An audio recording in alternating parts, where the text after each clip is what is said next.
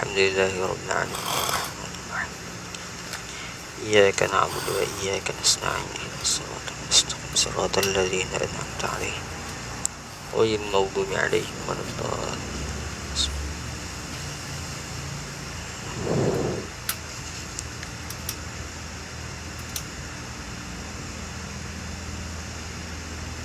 Bismillahirrahmanirrahim. Alhamdulillahirabbil alamin. Wassalatu wassalamu ala asyrafil anbiya'i wal mursalin sayyidina wa maulana Muhammadin wa ala alihi wa sahbihi ajma'in. Subhanaka la ilma lana illa ma 'allamtana innaka antal alimul hakim. Bishrah li sadri wa yassir li amri wa hlul 'uqdatam min lisani yafqahu qawli. Amma ba'd. Insyaallah kita sambung lagi pembacaan kitab Isra dan Mi'raj mengenai peristiwa Isra dan juga Mi'raj.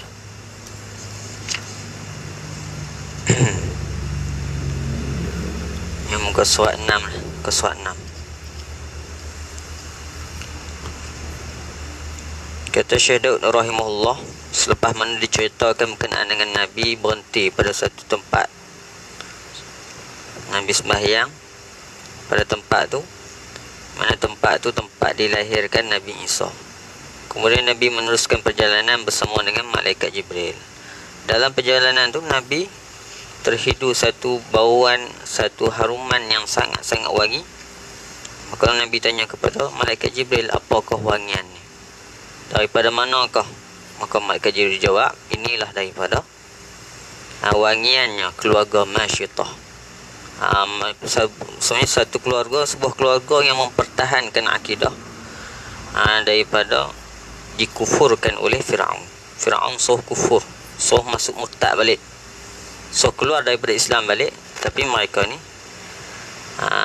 tak mau meninggalkan agama Allah Ta'ala ni. Dengan sebab tu mereka sanggup terjun ke dalam sebuah kawah panah yang dibuat oleh Fir'aun tadi.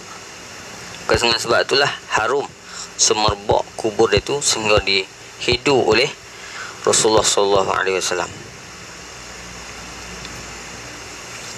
Ianya bila Masyitah ni nak terjun, ada satu kisah, satu kepayahan yang menimpa bagi Masyitah. Nak terjun dalam kawah tadi ni, tiba-tiba anak dia yang kecil tu, dia rasa kesian. Maka tiba-tiba Allah Ta'ala berkurniakan kepada anak tadi ni boleh bertutur, boleh bercakap. Maka anak tu bercakap kepada Masyitah supaya terjun juga. Jangan takut kepada Fir'aun. Anak tadi ni yang kecil lagi, yang dalam dia duduk tengah dukung tu, tak hirau pun kalau kata dia nak bunuh. Makanya terjunlah Masyitah bersama-sama dengan anak dia tadi. Anak dia terjun dulu. Dia tak anak dia tu, lepas tu baru dia masuk. Dia tu kecil sangat, boleh bercakap. Makanya musannif Syekh Daud bawa kisah orang panggil budak-budak yang dalam buai ni, ataupun yang kecil lagi lah, yang boleh bercakap. Buat satu faedah, satu informasi dalam kitab dia. Faidatun, bermula segala anak yang berkata, yang boleh bertutur, yang boleh bercakap di dalam buai. Masa dalam buai boleh bercakap lah, itu 10 orang. Seperti yang tersebut dalam nazam yang dinazamkan dalam sebuah syair lah. Nazam-nazam ni susunan syair tu yang dinazamkan oleh Jalaluddin As-Suyuti. Imam Jalaluddin As-Suyuti rahimahullah. Dengan katanya Syekh Jalaluddin As-Suyuti ni, syair dari ni, takallama fil mahdi nabiyyu Muhammadu wa Yahya wa Isa wal Khalilu wa Maryamu wa Mubari Juraiji summa syahidu Yusufu wa tiflul ladhi ukhdudi yarwihi Muslimu wa Masyitatu fi ahdi Fir'auni tifluha wa fi zamani al-hadi mubaraki yukhtamu. Orang panggil maksud bagi syair tadi, syair yang disyairkan oleh Imam Suyuti menghimpunkan akan kanak-kanak yang boleh bertutur dalam buai. Maksud dia berkata di dalam buai itu. Kanak-kanak yang boleh berbicara. Masa di dalam dui lagi. Dalam buaian lagi. Boleh bercakap dah. Siapa dia? Di antara mereka tu Nabi Muhammad SAW. Tu Nabi Muhammad masa kecil boleh bercakap dah. Dan Nabi Yahya. Nabi Yahya pun masa kecil boleh bercakap dah. Dan Nabi Isa pun macam tu juga. Lahir-lahir boleh bercakap dah. Dan Nabi Ibrahim. Nabi Ibrahim Al-Khalil ni gelaran bagi Nabi Ibrahim lah. Khalil yang kekasih Khalilullah, kekasih Allah Ta'ala. Kekasih Allah Ta'ala. Dan Siti Maryam pun boleh berbicara juga. Boleh bertutur masa kecil lagi. Masa yang kebiasaan adatnya manusia ni tak boleh bercakap lagi, dia boleh cakap dah. Dan yang melepas, yang tu kena pada kanak-kanak. Kanak-kanak yang melepaskan bagi Juraij, kemudian maka yang menaik saksi kanak-kanak lah. Yang tu kanak-kanak yang menaik saksi bagi Yusuf. Saya dia akan cerita satu-satu ni. Macam mana kata kanak-kanak ni hadis sebut nama satu-satu ni boleh bertutur. Saya dia akan cerita satu-satu. Dia detail sikit ni. Dan kanak-kanak pada Ukhdud. Pada Ukhdud, pada peristiwa Ukhdud. Yang ni apa maksud kanak-kanak pada Ukhdud? Pada peristiwa Ukhdud tadi, anak yang menyuruh akan ibunya menjatuhkan dirinya ibu tu di dalam lubang, di dalamnya lubang tu api yang sangat nyala. Dia zaman dulu ni ada raja zalim. Makanya raja tu kalau kata tak beriman pada dia, dia akan suruh terjun dalam lubang tu. Makanya kanak-kanak ni bertutur masa tu lah. Saya dia akan cerita juga. Yang diriwayatkan dalam kitab Muslim. Dalam Sahih Muslim dia cerita pasal orang panggil Ukhdud ni. Peristiwa Ashabul Ukhdud. Dan Masyittah pun boleh bertutur juga pada zaman Fir'aun. Anak Masyittah tu. Anak tadilah yang cerita dah lepas tu. Yang mana dia nak terjun masuk dalam kawah tu, dia kesian tengok anak dia. Terdetiklah hati dia, kata nak murtad supaya boleh selamat anak dia. Tapi tak, anak dia mempertahankan iman Masyittah ni. Anak dia bercakap. Dan pada zaman Nabi yang hadi, Nabi yang memberi petunjuk hidayah, Muhammad sallallahu alaihi wasallam. Namanya nama kanak-kanak tu. Kanak-kanak pada zaman orang panggil Nabi Muhammad Mubarak. Nama tu. Nama dia Mubarak, yang menyempurnakan 10 orang daripada 10 orang kanak-kanak yang boleh bertutur tu. Ianya cukuplah sampai Mubarak, cukup 10 orang. Maka kisah, ni nak cerita satu-satu daripada kanak-kanak yang sebut tadi ni, yang boleh bertutur masa kecil lagi. Maka cerita Nabi SAW itu boleh bertutur tu waktu bila? Tak kala keluar daripada perut ibunya, ibu Nabi SAW. Waktu keluar daripada perut tu, waktu bersalin tu, keluar tu Nabi boleh bercakap dah. Bersin ia Nabi waktu tu keluar daripada perut, bersin. Bersin Nabi. Maka mengucap ia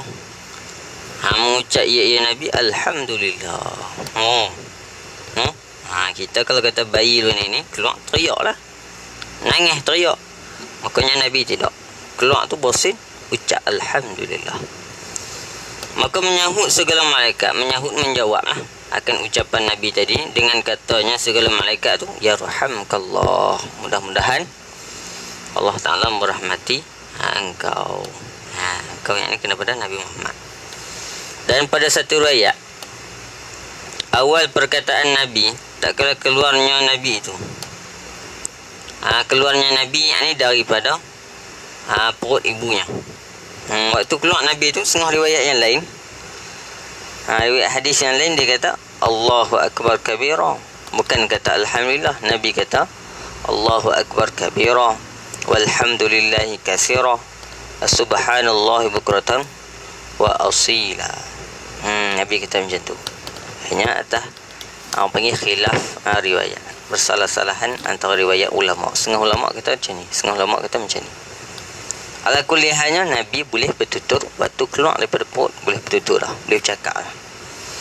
Dan kisah dan cerita Nabi Yahya. Nabi Yahya ni boleh tutur waktu bila? Boleh bercakap waktu bila?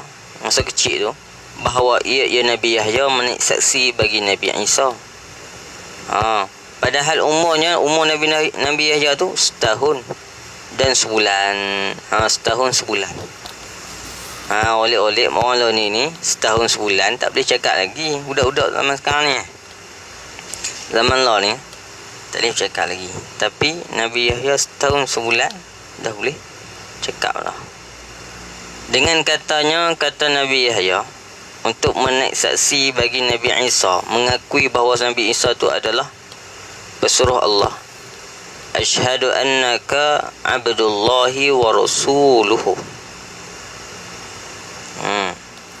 Ianya aku naik saksi, kata Nabi Yahya, annaka, bahawa sesungguhnya engkau wahai Nabi Isa abdullahi, iaitulah hamba Allah Ta'ala, wa rasuluh, dan juga pesuruh Allah Ta'ala. Ini Nabi Yahya kata tu masa tu setahun sebulan. Kemudiannya kanak-kanak yang boleh bercakap waktu kecil lagi siapa dia? Dan kisah Nabi Isa. Nabi Isa waktu kecil boleh bercakap lah, seperti yang tersebut dalam Quran. Kisah berkenaan dengan Nabi Isa betul-betul masa kecil ni dinakalkan oleh Allah Ta'ala dalam Quran. Tak kala keluar daripada perut ibunya, ibu bagi Nabi Isa, yang ini Siti Maryam. Kemudian daripada saat jua sedetik keluar tu boleh cakap dah. Dengan katanya, kata Nabi Isa. Nabi Isa kata apa waktu keluar daripada perut ibu dia? Inni Abdullah ataniyal kitab wa ja'alani nabiyya. Sesungguhnya aku ini ialah hamba Allah. Nabi Isa sendiri mengaku dia tu bukan Tuhan, dia tu hamba Allah, bukan anak Allah. Hamba Allah. Ataniyal kitab, mendatangi akan aku ni akan kitab. Bersama-sama dengan aku ni ada kitab. Itulah kitab Injil. Sama dengan Nabi Isa kitab Injil.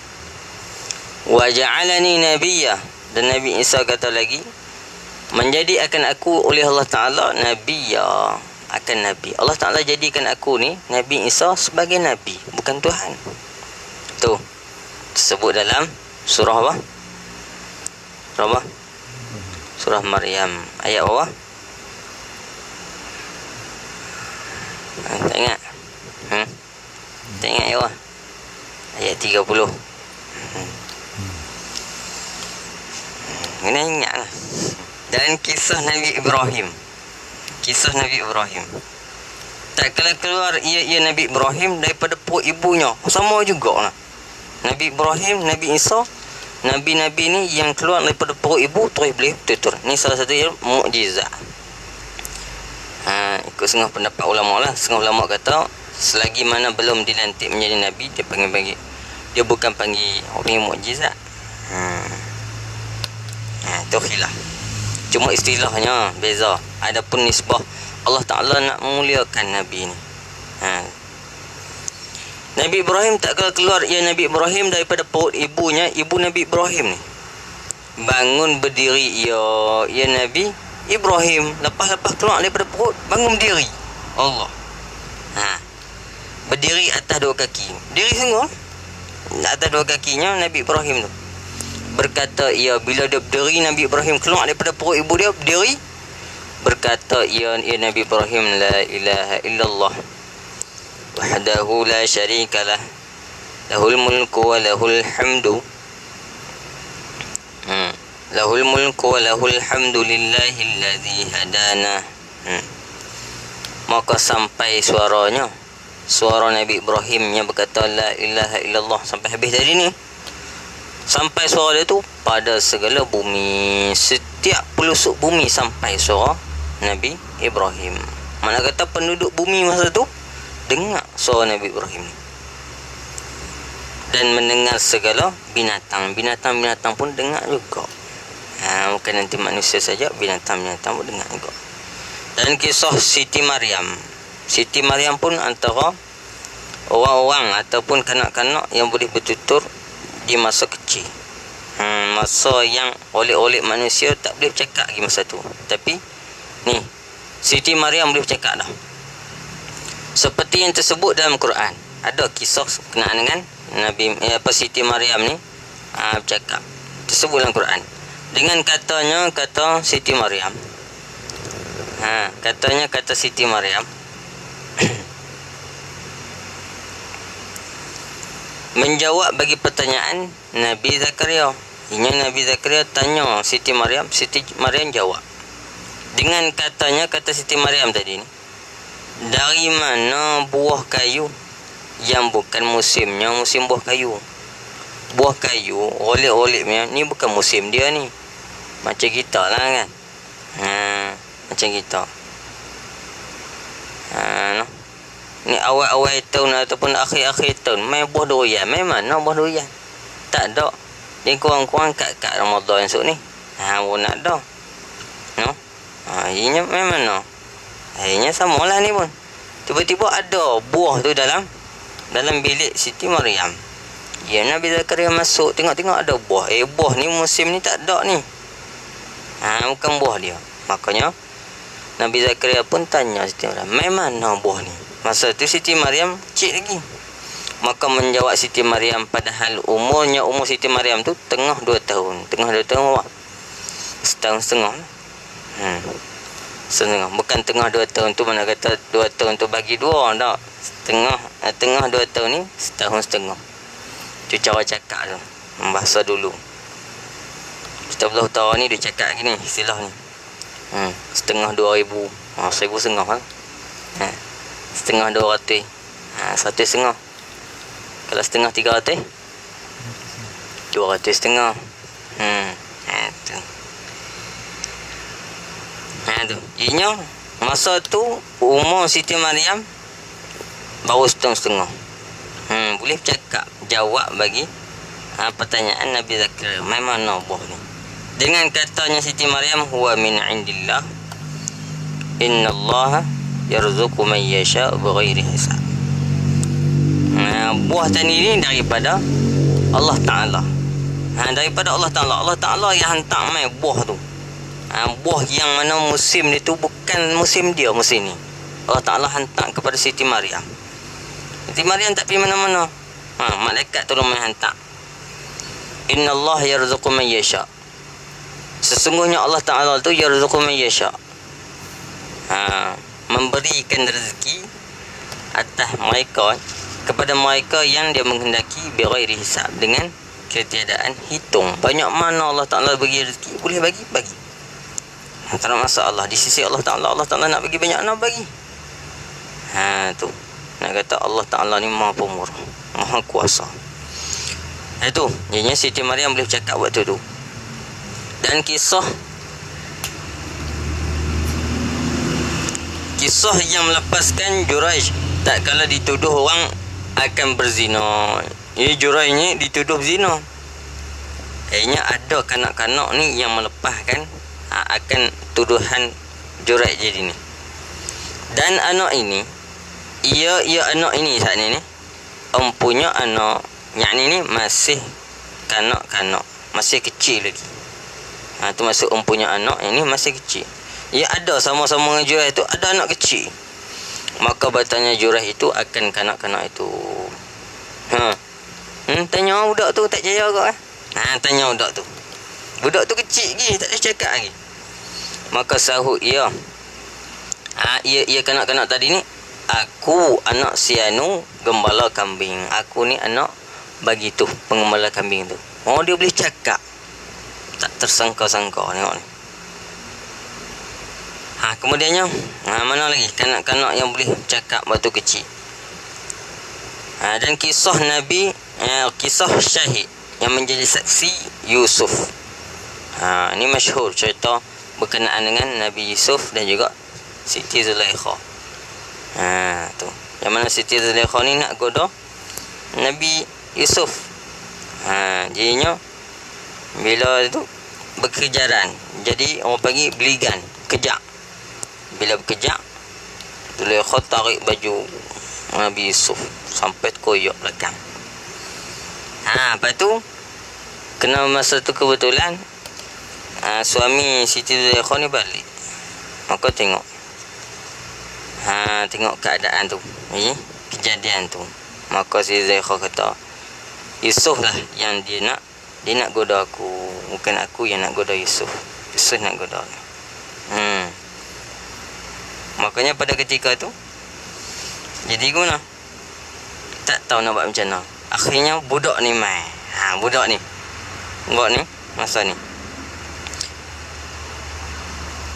Budak ni kata apa? Ini seperti mana firman-Nya Allah Taala, in kana qamisuhu qudda min duburi. Jika adalah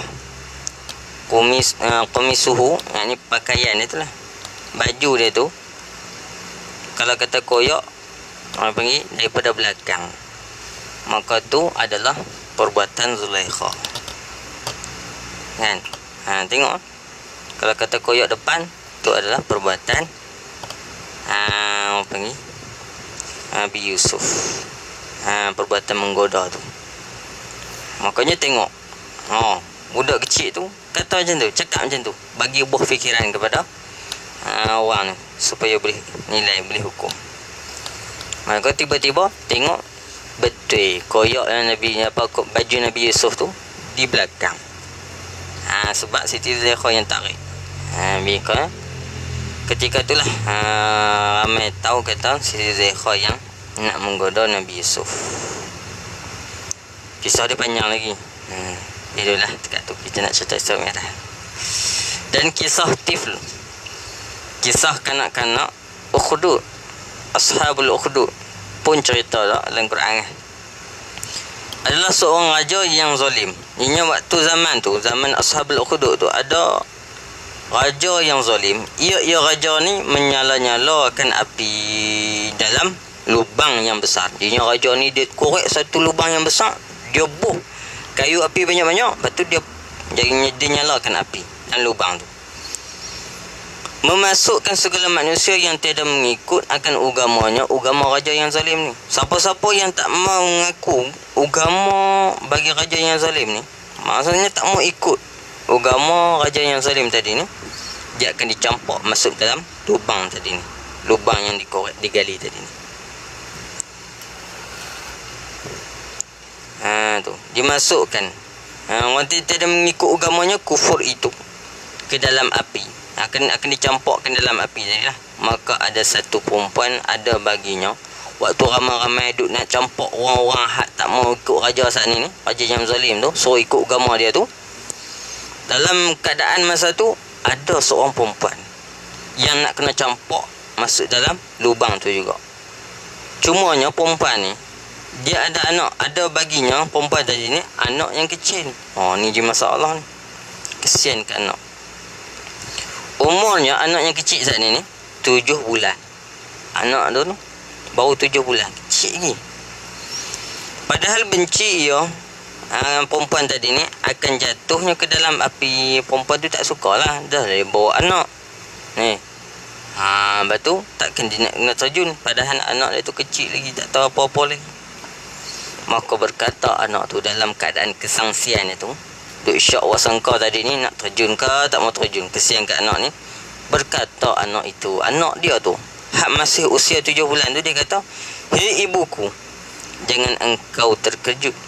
Jangan engkau terkejut, maka bahawasanya engkau atas jalan yang betul. Jangan terperanjat, jangan terkejut, jangan orang panggil sangsi, teruskan perbuatan, terjunlah. Bahawasanya engkau ni dalam jalanan yang betul, jalanan mempertahankan akidah, jalanan yang betul. Jangan takut, kata anak dia tu kepada ibu dia. Padahal masa tu baru usia 7 bulan. Kemudian lagi, mana lagi kanak-kanak yang boleh tutur masa kecil ni, kisah anak Masyitah itu. Telah terdahulu sebutnya, Masyitah nak terjun masuk dalam kawah tu, sangsi, jadi ragu-ragu dengan sebab adanya anak kecil tadi. Maka anak kecil tu kita terjunlah. Kita ni di jalan yang benar. Kita cerita dah lepas ni, yang itunya kita cerita dah. Habis.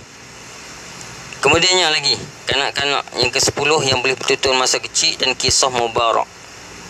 Iaitu kata Mubarak tadi ni bahawasanya satu perempuan datang kepada Nabi SAW. Ini yang berlaku zaman Nabi lah, Mubarak ni. Dengan satu anak bagi satu perempuan ni, dia yang kecil. Dia ni Mubarak pi jumpa orang panggil perempuan ni pi jumpa Nabi. Bawa bersama dengan perempuan tadi ni ada anak kecil. Perempuan yang bawa anak kecil pi jumpa Nabi. Maka mengambil ia. Nabi tu tak ada lah, dalam surat tak ada perkataan yang lebih tu. Maka mengambil ia Nabi sallallahu alaihi wasallam akan anak bagi perempuan tadi. Nabi ambil anak dia, kemudiannya didudukkan pada riba. Nabi letak atas riba Nabi lah. Riba. Nabi riba anak tadi ni, anak yang perempuan tu bawa tu. Maka bersabda Nabi dengan sabda Nabi, "Hei gulam, wahai budak." Budak ada atas riba tu, "Siapa aku ini? Aku ni siapa?" Nabi tanya budak tu. Anak bagi perempuan tadi yang letak atas riba tu. Nabi tanya dia, "Siapa dia aku ni?" Maka jawab ulam tu, budak kecil saat ni had duduk atas riba Nabi tu dengan katanya, "Ulam, engkau lah Rasul yang sebenarnya Rasul." Tu. Maka dapat kemenangan bagi mereka yang mengikut akan dikau. Siapa-siapa yang ikut Rasulullah pasti akan mendapat kemenangan. Yakni kemenangan hakiki lah. Kemenangan di akhirat. Di dunia pun dapat juga, tapi yang kemenangan yang paling besar ialah di akhirat.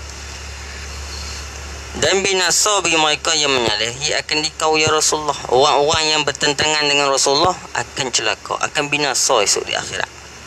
Maka dinamai anak ini dengan Mubarak. Sejak itulah nama Nabi Muhammad sallallahu alaihi wasallam namakan kanak-kanak ini tadi ni yang boleh bertutur ni, nama dia Mubarak.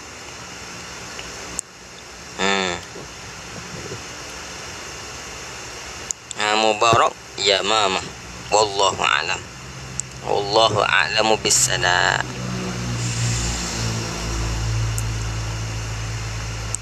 Maka sentiasa berjalan Nabi dan Jibril sambung balik perjalanan. Bila mana tadi Nabi SAW terhidu satu bauan yang harum, yang wangi, maka malaikat Jibril kata itulah bau masyitah.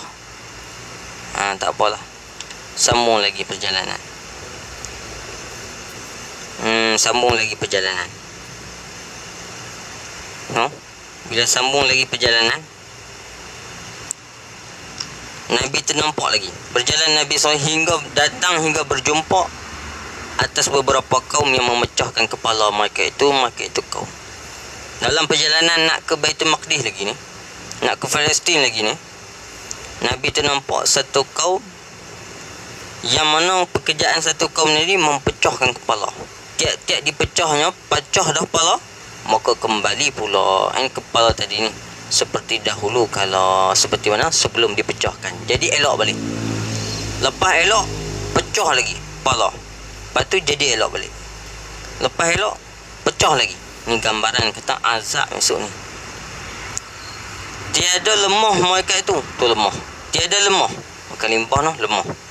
Tiada lemah mereka itu kaum daripada memecahkan kepala. Sikit pun orang panggil tak lemah semangat. Ataupun tak jadi tak larat dah. Elok, kuat. Macam tiap-tiap kali dia ketuk tu kuat.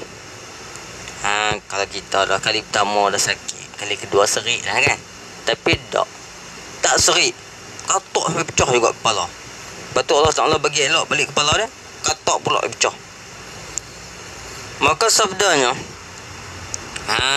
Nabi SAW bila melihat satu kaum tadi memecahkan kepala, siapa ini ya Jibril? Nabi tanya Jibril, siapa dia ni? Hak rajin sangat ke pecah kepala sendiri ni? Maka kata Nabi, kata Jibril, mereka itulah yang memberatkan kepala mereka itu kaum daripada sembahyang. Memberat ni malah mayang. berasa berat dengan sembahyang. No? Malah sembahyang, meringan-ringankan, mempermudah-mudahkan dengan sembahyang, melekeh-lekehkan sembahyang, anggap kata sembahyang benda ringan. Akhirnya tinggal sembahyang mudah-mudah ya. Inilah mereka ni. Memecahkan kepala mereka, akhirnya jadi elok balik, pecah balik kepala. Jadi elok balik, pecah balik kepala. Tu. Sebab apa? Sebab bermudah-mudah dengan sembahyang. Nak tinggal sembahyang bila-bila tinggal. Semata-mata kerja sanggup tinggal sembahyang. Jaga, esok kita akan diazab oleh Allah Ta'ala. Selepas mana Nabi jumpa satu kaum tadi, kaum yang memecahkan kepala, iaitulah kaum yang orang-orang yang meninggalkan sembahyang. No? Selepas itu, maka datang pula di atas beberapa kaum pada hadapan mereka itu, beberapa kaum tadi ni satu perca.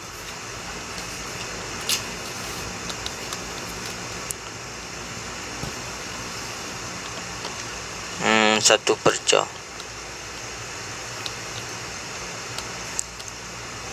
Satu perca kain lah. Perca ni sepotong kain. No? Sepotong kain. Satu perca kain. Dan pada belakang mereka itu tu satu perca. Dia belah depan ada satu perca, satu keratan kain, belah belakang pun ada satu keratan kain. Menutup akan kedua, orang panggil abimana. Abimana, iaitulah kubul dan dubur, dua kemaluan. Bahasa dulu lah kau no, abimana. Dua kemaluan, no. Dua kemaluan. Jadinya tutup pakai kain perca aja, pakai macam cawatnya tu ya.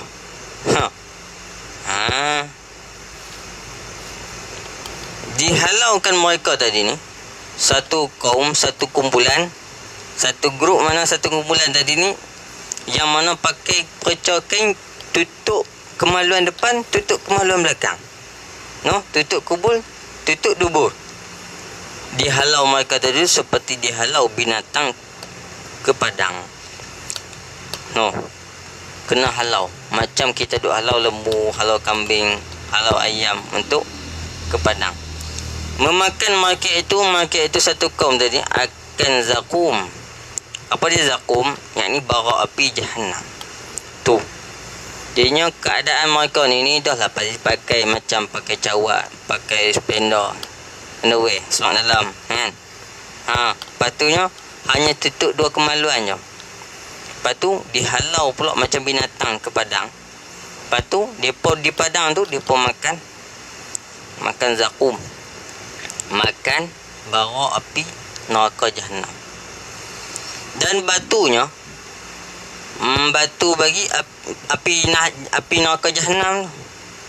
Dia pun bukan dekat makan bara saja, makan batu yang ada dalam api neraka Jahannam tu. Maka sabda Nabi, maka tanya Nabi, siapa ini ya Jibril? Siapa ni? Yang mana satu kaum tadi pakai spender je, lepas tu dihalau macam binatang, seolah-olah dihalau binatang makan. Lepas tu makan pula mereka ni, satu puak tadi ni makan bara api neraka. Dan juga batu daripada api neraka. Siapa ni mereka ni ya Jibril? Tanya Nabi. Maka kata Jibril jawab bagi pertanyaan Nabi tu, itulah mereka yang tiada memberi zakat. Dalam bank ada dah harta-harta ataupun ada wang simpanan yang mewajibkan zakat bagi seseorang, tapi tak mahu keluar zakat. Bahkan tak ambil tahu pun kena lagi awak keluar zakat. Tak ambil tahu pun simpanan-simpanan dia ada banyak mana, kena awak keluar zakat. Kalau tak kena awak keluar zakat, tak ambil tahu. Ataupun dah tahu tapi tak mau juga nak keluar zakat sebab takut habis. Ataupun sebab tak erti.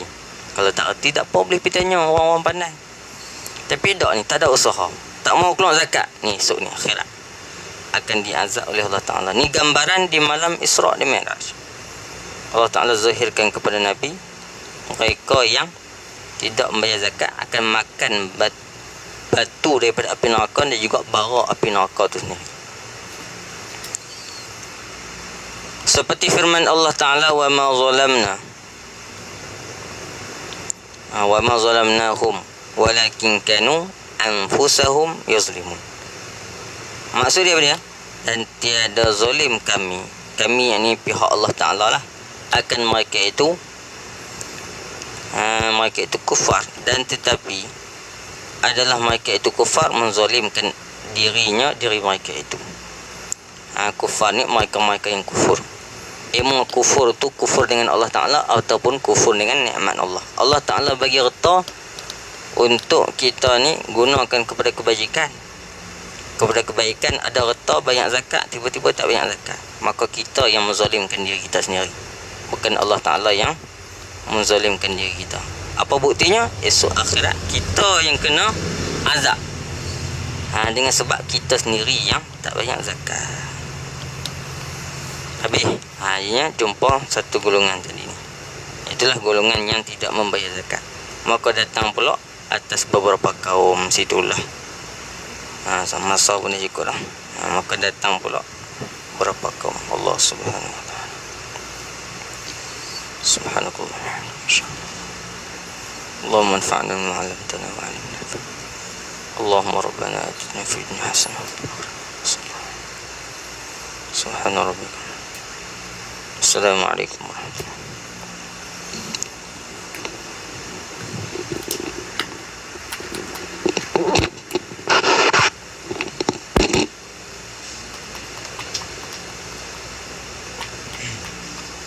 wabarakatuh.